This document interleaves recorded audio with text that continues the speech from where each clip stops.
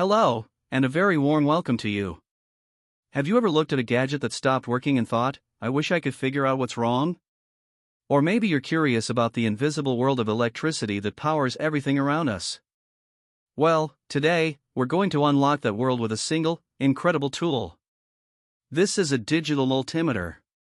I know, it looks a bit like a scientific calculator that got mixed up with a telephone dial, covered in strange symbols. It can seem pretty intimidating at first. But I want to make you a promise, stick with me, and by the end of this journey, you won't just understand this device, you'll see it as an extension of your own senses, a way to see, measure, and understand the force of electricity. Think of it this way: a doctor uses a stethoscope to listen to the heartbeat of a patient. An electronics enthusiast, a hobbyist, or an electrician uses a multimeter to listen to the heartbeat of a circuit. It's our number one diagnostic tool. The multi part means it can do many jobs, and the meter part simply means it measures things. So, let's go on a grand tour of this amazing device, the 𝗗𝗢𝗪𝗔. We'll break down every single part, every symbol, and every number. Let's begin. First things first, let's look at its face, the LCD screen. LCD stands for liquid crystal display, and it's our window into the circuit. This is where the multimeter talks back to us, giving us precise, numerical answers to our questions. This is a huge upgrade from older analog meters, which had a physical needle that would swing across a scale. They worked, but they were much harder to read accurately. Now, you'll see a couple of small icons that can appear here. See that little battery symbol? That's the low battery reminder.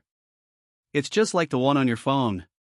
If this icon ever pops up, it's the multimeter's way of saying, hey, I'm getting tired. My battery is low. This is more important than it sounds. An inaccurate tool is worse than no tool at all, and a low battery can cause your readings to be completely wrong. So, if you see this, make sure to pop the back open and replace the battery. You might also see the letters HV appear. This stands for high voltage. This is a safety warning. It appears when you're measuring a voltage that's getting into a potentially dangerous range. It's the meter's way of telling you to be extra careful and pay attention. Finally, the numbers themselves. You'll see this meter can display up to 1.9.9.9. If you ever try to measure something that's too high for the range you've selected, the screen will usually display a 1 on the far left and nothing else, or sometimes the letters OL4 overload. It's just telling you, I can't count that high on this setting. Please pick a bigger range. Now for the main event, this big, chunky dial in the middle. This is the rotary dial, or selector switch. This is where you tell the multimeter what you want to do. Turning this dial is like choosing a specific tool from a giant toolbox. We're going to take a slow tour around this dial, starting from the top. Let's start with the easiest one. Off. When you're finished with your measurements, always turn the dial back here. It completely powers down the device, saving your battery for your next project. It's a simple but crucial habit to get into. Moving clockwise, we enter the kingdom of DCV, which stands for direct current voltage. So what is DC voltage? Think of it as a steady, one-way river of electricity. The flow is constant, always moving from positive to negative. This is the kind of power you get from batteries like the AA batteries in your remote, the 9-volt in a smoke detector, or your car's battery. Your computer and phone also run on DC power, converted from the AC power in your wall. Voltage itself is like electrical pressure. Imagine water in a pipe. The voltage is the amount of pressure pushing that water. The higher the voltage, the more push the electricity has. In this section, you see several numbers: 1000, 200, 20, 2000 M, and 200 M. These are your ranges. They tell the meter the maximum voltage you expect to measure. The M stands for milli, meaning 1,000th. So, 200 M is 200 millivolts, which is 0.2 volts. Here's the golden rule: if you don't know the voltage of what you're testing, always start at the highest range and work your way down. Let's say you want to test a standard AA battery. You know it's about 1.5 volts. You would turn the dial to the 20 setting. Why? Because 1.5 is less than 20, so the meter can easily read it. If you chose the 200 setting, it would still work, but you'd get less detail, maybe just 1.5. On the 20 setting, you might get a more precise reading like 1.52. Next up is ACV, for alternating current voltage. This is a completely different beast. Instead of a steady, one-way river, AC power is like a tide that rapidly rushes in and out, constantly changing direction. This is the type of power that comes from the electrical outlets in your home. It's what powers your lights, your TV, and your vacuum cleaner. A very serious warning: AC voltage is powerful and extremely dangerous. It can cause severe injury or even be fatal. You should never attempt to measure AC voltage from a wall socket unless you have been properly trained and are using all the correct safety precautions. This meter has two ranges, 750 and 200. In countries like the USA, where standard outlets are 120 volts, you would use the 200 setting. In countries with 220 or 240 volt systems, you must use the 750 volt setting. Again, the rule applies: if in doubt, always use the higher range. Welcome to DCA, which measures DC current, or amperage. If voltage was the pressure of the water, then current is the flow rate, how much water is actually moving through the pipe per second. It's measured in amps, labeled A. This section is for measuring how much DC electricity a device is using. The ranges are from a tiny 2000 microamps all the way up to a beefy 10 amps. Measuring current is more complex than voltage because you have to insert the meter into the circuit, so the current flows through the meter. We'll cover that in a more advanced tutorial, but for now, just know this is the section for measuring electrical flow.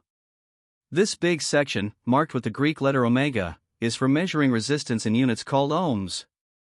Resistance is exactly what it sounds like: it's a measure of how much a material resists or fights against the flow of electricity. Think of it as friction, or a narrow, rocky section in our water pipe analogy that makes it harder for water to get through. A copper wire has very, very low resistance. Your body has some resistance. A plastic or rubber insulator has extremely high resistance. You use this function to check if components called resistors have the correct value, or to test if a wire or a fuse is broken. Another critical safety warning: you must never measure resistance on a circuit that has power running to it. Disconnect the power first. When you measure resistance, the multimeter sends out its own tiny bit of power to see how much the component pushes back. If there's already power in the circuit, you'll get a wrong reading and you could easily destroy your multimeter. This little setting does two incredibly useful jobs. The symbol that looks like an arrow pointing at a wall is for testing diodes. A diode is an electronic component that acts like a one-way valve for electricity. This setting helps you check if the valve is working and pointing the right way. The symbol next to it, which looks like sound waves, is for the continuity test. This is one of the most used features on any multimeter. Continuity is just a fancy word for an unbroken electrical path. You use this to find out if a wire is broken inside its insulation or if a fuse has blown. Here's the best part: when you touch the two multimeter probes together on this setting, it will beep. That beep tells you there is a solid, continuous connection. So, you can touch the probes to two ends of a wire, and if it beeps, you know the wire is good. No beep? There's a break somewhere. It's an instant and satisfying way to troubleshoot. Finally, we have this HFE setting. This is a bit more advanced. It's used to test transistors, which are the fundamental building blocks of almost all modern electronics, acting as tiny electronic switches or amplifiers.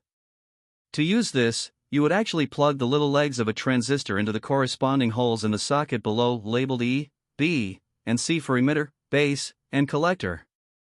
For most beginner projects, you won't need this, but it's great that it's included. Alright, we've learned what to measure and how to select it. But how do we actually connect to the circuit?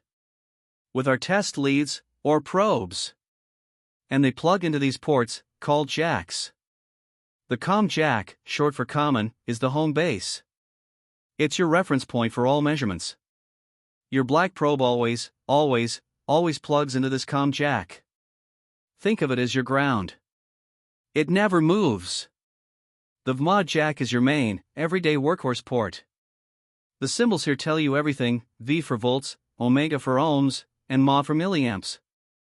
For 95% of what you will ever do with this multimeter, your red probe will be plugged in right here. It's your go-to jack for measuring voltage, resistance, continuity, and small currents. This top jack, the 10A DC jack, is a special purpose port. It's used only when you need to measure high amounts of DC current, specifically anything over 200 milliamps and up to a maximum of 10 amps. When you need to do this, you have to physically move the red probe from the middle jack up to this one. You'll notice the text says unfused. This is a warning that if you try to measure more than 10 amps through this port, there's no internal fuse to protect the meter, and you could permanently damage it. So, treat this port with respect and only use it when you're sure you're measuring high current. So, let's take a breath and look at it again. It's not so scary now, is it? The screen is your readout. The dial is your command center. And the ports are your connection to the world. You now know that to measure the voltage of a battery, you plug the black probe into COM, the red probe into VMA, turn the dial to 20 dCV, and touch the probes to the battery terminals. You've learned the language. This tool is your key to a deeper understanding of the modern world. It allows you to diagnose, to repair, and to create. So, be curious, be safe, and start exploring. Thank you for joining me on this tour. Happy measuring!